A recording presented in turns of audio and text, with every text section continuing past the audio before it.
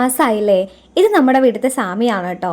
എനിക്ക് ഇതുവരെയായിട്ട് ശബരിമല പോകാനായിട്ട് പറ്റിയിട്ടില്ല. അപ്പോൾ എനിക്ക് ഇവരെയൊക്കെ കാണുമ്പോൾ ശരിക്കും അസൂയാണ് കേട്ടോ. അപ്പോഴും സനു മാത്രമാണ് കേട്ടോ മാല ഇട്ടിട്ടുള്ളൂ. കുഞ്ഞേട്ടൻ ഇതുവരെയായിട്ട് മാല ഇട്ടിട്ടില്ല കേട്ടോ. ശനിയാഴ്ചയാണ് കേട്ടോ മാല ഇടാൻ പോണത്. കുഞ്ഞേട്ടനും വൈകുന്നേരം വന്നിട്ട് കുളിച്ച് അമ്പലത്തിൽ പോയിട്ട് വന്നിട്ടുണ്ട് കേട്ടോ. ആ വരവ് കണ്ട നേതാക്കൾ ഇലക്ഷന് വോട്ട് ചോദിക്കാൻ വരണ പോലെ കേട്ടോ എനിക്ക് തോന്നിയത്. അത് പറഞ്ഞപ്പോഴാണ് കേട്ടോ നമ്മുടെ വീട്ടിൽ നിന്ന് ഇലക്ഷന് വോട്ട് ചോദിക്കാൻ വേണ്ടിയിട്ട് നിത്യേച്ചി മാമുകളൊക്കെ വന്നിട്ടുണ്ടായിരുന്നു കേട്ടോ. നമ്മുടെ വീടിന്റെ സിറ്റ് ഔട്ടിന്റെ അവിടെ ഒരു കിളി വന്ന് കൂട് കൂട്ടിയിട്ടുണ്ടായിരുന്നു കേട്ടോ. ഓരോ ദിവസം കൂടുന്നോറും കിളിയുടെ മുട്ടേന്ന് കുട്ടികൾ ഇങ്ങനെ വിരിയണത് കാത്ത് നമ്മൾ ഇരിക്കുകയായിരുന്നു കേട്ടോ.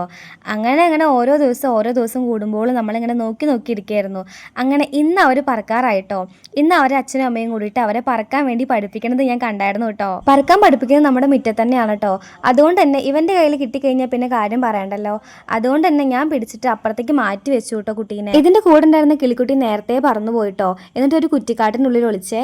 പിന്നെ ഉള്ളത് ഇവൻ മാത്രമായിരുന്നു കേട്ടോ. ഇവനും കുറെ കഴിഞ്ഞപ്പോൾ എൻ്റെ കയ്യിൽ നിന്ന് നേരെ പറന്നു പോയിട്ട് ഇതിൻ്റെ ഉള്ളിൽ തന്നെ ഒളിച്ചു കേട്ടോ. അപ്പോൾ ഇന്നത്തെ വിശേഷം ഇത്രയൊക്കെ ഉള്ളൂ. താങ്ക്